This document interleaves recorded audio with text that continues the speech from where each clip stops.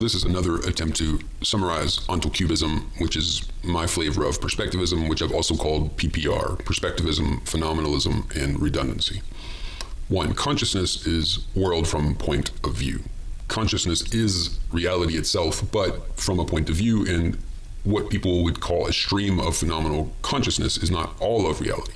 This is not subjective idealism. Instead, it's an aspect of reality. 2. Consciousness is presence itself, but not present. 3. Consciousness is being, also time. Consciousness is being/time, but not a being, not an entity, not a kind of stuff. 4. Consciousness is the presence or being of, for instance, physical objects that are present. So you could say that consciousness would include the presence of physical objects. So physical objects are present. What we have called consciousness is the presence of those objects, the it is there-ness of those objects. So you might call this a non-dual theory, but like this would be a logical positivistic approach to non-duality. So very dry and conceptual, but we're trying to not double the object. 5. Physical empirical objects are aspectually or perspectively present. 6. I see this side or that side. I never see all sides of the object in one moment. And indeed, I even use moment as a synonym for side. So I can see this or that side of the object. Maybe I have my glasses on, maybe I don't, just to stick with the visual. I don't exhaustively perceive the object. I perceive the object from a particular place in the room and so on. So this gives us an object splintered ontology. I can see a different side of the same object later. Others can see other sides of the object at other times. Yet we can discuss the same object. It's the same object, even if it never manifests itself in the same way twice. So this is Heraclitus. This is the river that you can never step in twice, but you can step in the same river. So the water varies, but the river is something like the form of the water. You could say that the enduring interpersonal river is the idea of the river and not the water, the way of grasping that varying water as one and the same enduring river. So yes, this sameness, it being the same object throughout its varying manifestation, is the idea or the identity of the object, its role in logical space.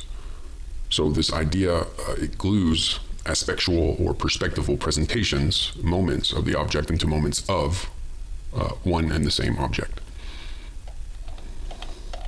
So, enduring identity makes change possible or intelligible in the first place.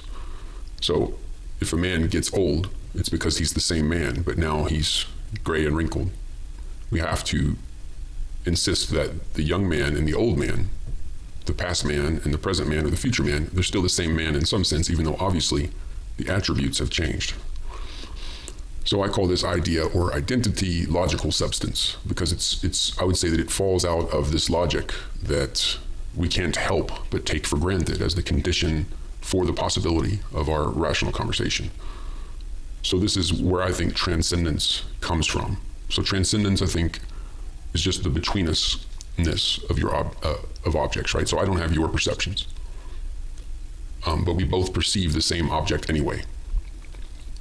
So this is baked into our logic, which is like a communal subjectivity that allows us to discuss the world we share. And our ability to discuss the same objects in a shared world is presupposed by all rational conversation. So if we can't do that, we might as well go home. So that's why I would make this claim confidently, because I claim that we've always already presupposed this when we meet for rational conversation.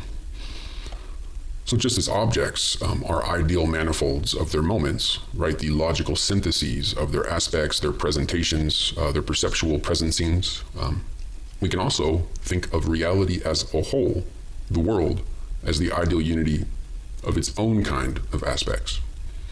An aspect of reality is what most people would call a stream of experience.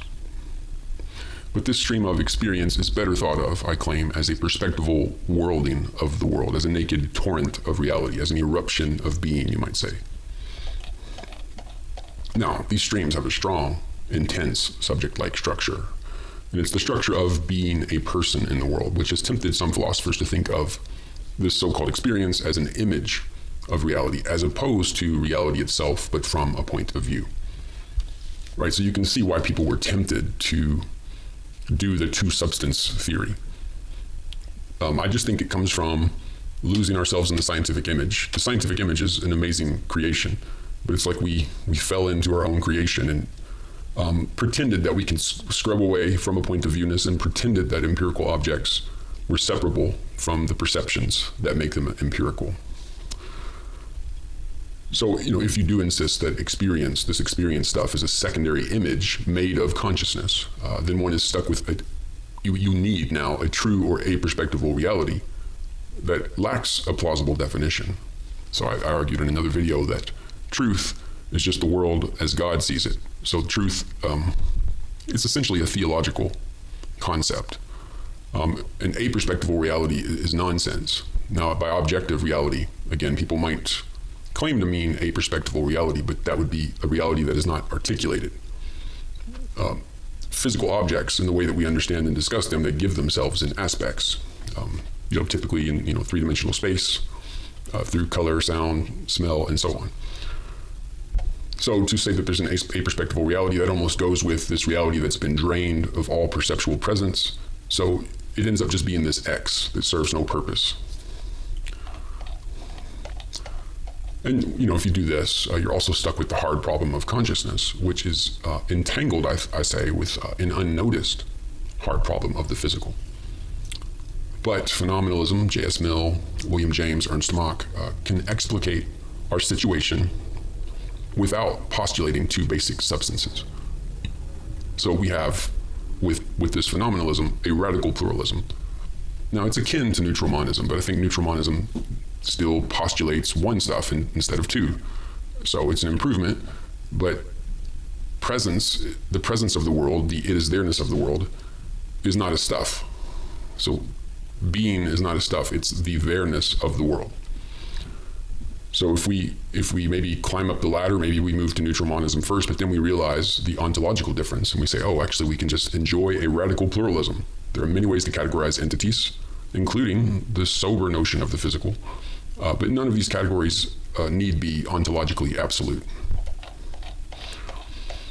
So physical objects, in this phenomenalistic vision, kind of what I call ontocubism, they're understood to be splintered into aspects or moments, which you could say are perceptual presentations that help constitute many different streamings of the same world, many different aspects or worldings of what is nevertheless our one shared world. And we share this world through our communal subjectivity, through the logic or grammar of our language, through our presupposed ability to co-intend the same objects. So I tacitly, or we all tacitly understand objects to include actual and possible moments unavailable to me, right? Because of that, the object is never immanent, or it's never completely immanent. We might say that a moment or aspect of the object is immanent, but to grasp this aspect as an object is to understand it as the immanent aspect of a transcendent object. And I'll give you a really concrete example. If I read The Crying of Lot 49, well, my reading, my experience of The Crying of Lot 49 does not exhaust that object. The object, the novel, is not completely immanent. You could say that a moment of that novel, an aspect of that novel, is immanent. But because I realize that this thing exists in the world, that this novel is between us, I have a sense of the infinitude and the openness of this object, of its availability to others, and the novel is a possibility of readings. And that's kind of a metaphor for object splintered ontology in general.